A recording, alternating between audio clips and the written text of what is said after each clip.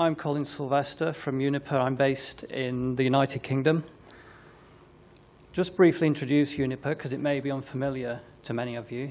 Uniper is a new company. We're just about now celebrating our second birthday, but we have a heritage which goes back over a century. We were most recently spun off from E.ON, and that line of history goes back a long, long way. We're active mainly as a generator of thermal and hydro generation in Europe, which is concentrated in Germany, the United Kingdom, Sweden, and also Russia. But in addition to that, we are an energy trader and also a provider of energy services. And as part of providing energy services, we formed a joint venture with the India Power Corporation, which is called India Uniper.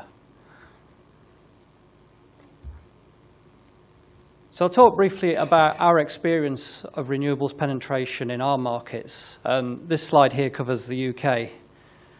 On a personal note, the picture we see there is of a power station. It's a view I see every single day.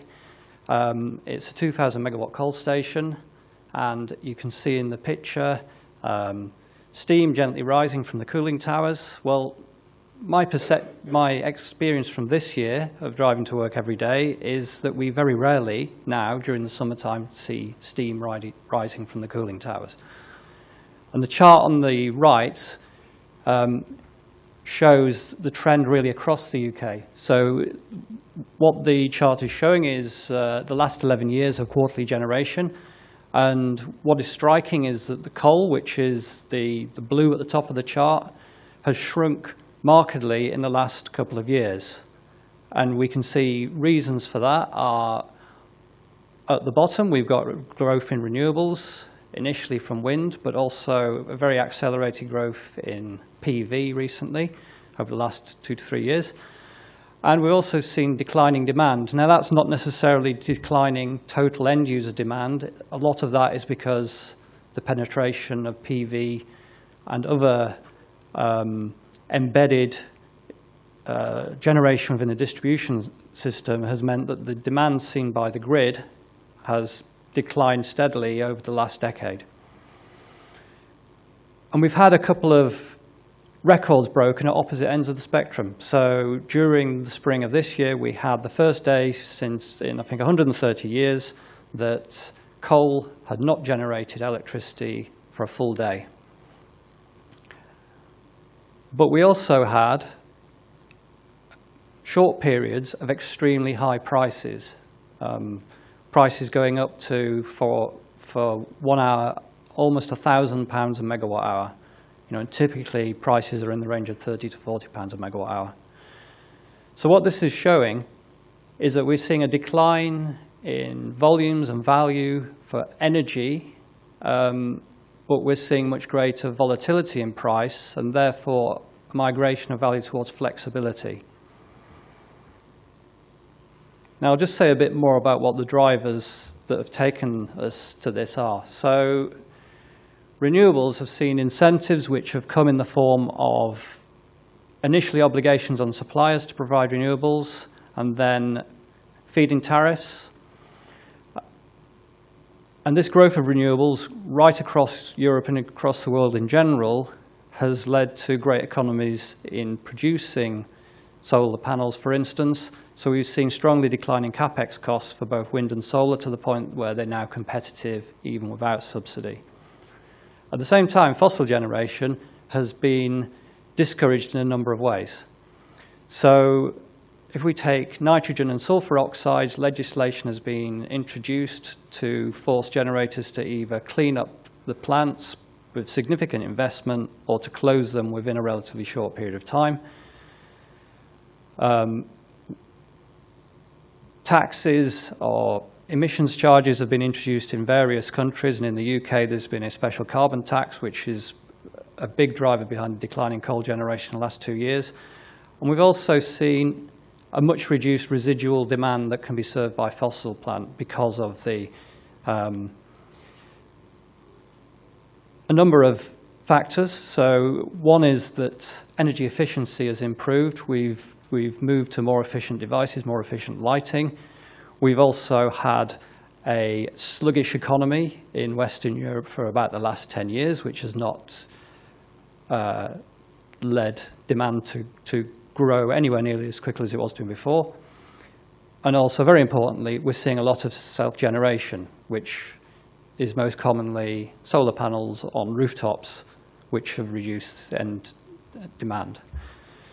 So there's ancillary services really categorize reserve into two different groups. It's a confusing area because lots of countries have different names for it, but we have frequency containment reserve. So this is a very short-term reserve, and the requirement for this increases as the amount of inertia in the system decreases, and a high penetration of renewables does lead to less inertia in the system. So we naturally need more FCR than we did before for a given amount of demand. Most of the costs of FCR are capacity. The energy volumes are quite small.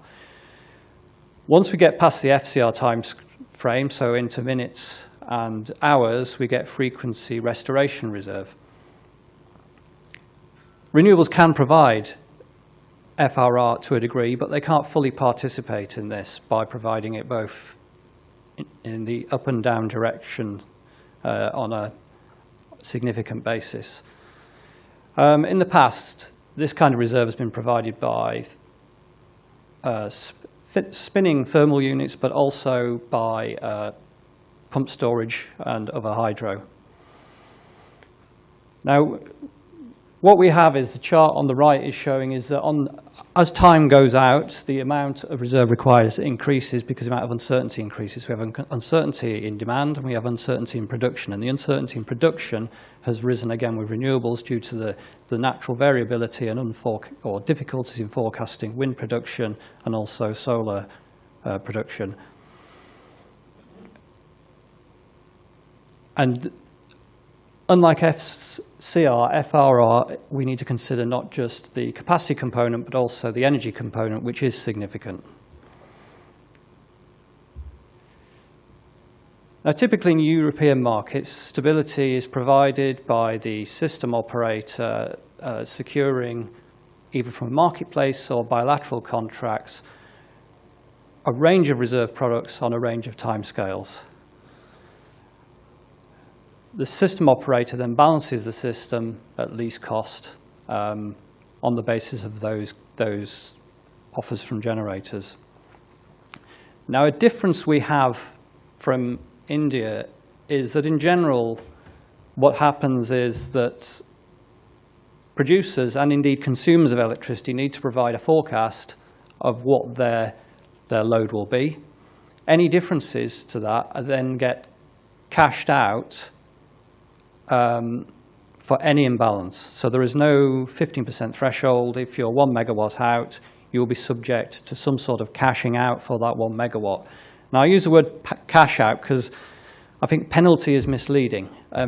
It can often be a penalty, but the way that the system works is that if you are out of balance, those who are out of balance must pay for it. But if you're out of balance in a way that helps the system, so if you overproduce at a time when the system is short, you're not penalized, you receive a payment. So in general, you're penalized when you're contributing to the problem with the system, and then you receive a reward, a payment, if you are helping the system by your forecasting error. Transmission constraints also need to be dealt with, and two approaches. One is to schedule with regional constraints. The other is to schedule an unconstrained system and then redispatch. So how do we model this? Well, the conventional approach, the simplest approach is to take some sort of unit commitment model and then schedule against energy. So what you see is a schedule where all the cheapest units are run, and they're run at the most efficient state. So they all get stacked up at their maximum production, with the marginal unit running at below the maximum. You then take that schedule, that gives you a price, and then you can use that to value your services, because by providing ancillary services, the energy cost is an opportunity cost which isn't achieved by providing ancillary services. The problem we have with this is that the initial schedule doesn't in any way reflect the fact that the system operator will have to balance the system and provide reserve. So you get an excessively cheap energy cost, and then you get very expensive reserves, because all the reserves then come from plant that needs to be started up. So the next step is to go a bit more sophisticated, and then is to say what we'll do is we'll add an additional constraint. So the dotted line here is a reserve constraint. So the unit commitment model is now satisfying the load as before, but it also must commit sufficient units in order to be able to meet the maximum, or rather the sum of the demand and the reserve constraint.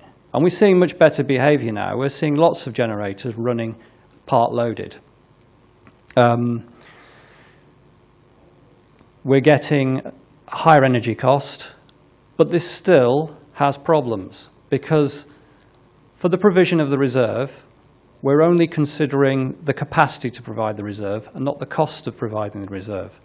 We're also not distinguishing between different sorts of reserve. We're treating all kinds of reserve as equal. So what we're really getting is the wrong allocation of generators that provide reserve, which then means that we're incorrectly calculating both the energy price and the reserve price. So what we've done at Uniper is to develop an integrated market model where within one optimization process, we treat energy, the reserve capacity, the reserve energy, and also transmission. And the process we follow is initially we determine the reserve requirements. We then run the integrated optimization I've just described. And then optionally following that, we can also run elements where we show the redispatch for transmission constraints, and we can also simulate the balancing so that we could separate out the value between reserve and actual balancing actions. So the first step is to calculate the reserve requirements. So very simply, for frequency containment reserve, we take the system operator security standard, we consider the size of the largest unit, and we look at the forecast demand and also the levels of non-synchronous generation. And we can then use that to determine a requirement for that scenario for FCR. For FRR, which is more complicated because we need to determine both capacity and energy, we again take the security standard. We run a Monte Carlo simulation which takes into account stochastic plant breakdown, the uncertainty of production from, in particular, renewable sources, but also from demand. And then that gives us the levels of reserve required both in energy and capacity terms, typically to a case where the system operator could cover 3 standard deviations of events. So having determined the reserve requirement, the next thing is to optimize. So the features of our optimizer are that we then take stochastic demand and stochastic generation profile, incorporates plant breakdown and also transmission constraints, and we run many, many scenarios, and also consider where we should curtail renewables to deliver the lowest cost solution to the system. And we end up then with generation operation plans, and we get prices not just for energy, but for energy and reserve that's done in a consistent way, and we can also do redispatch prices.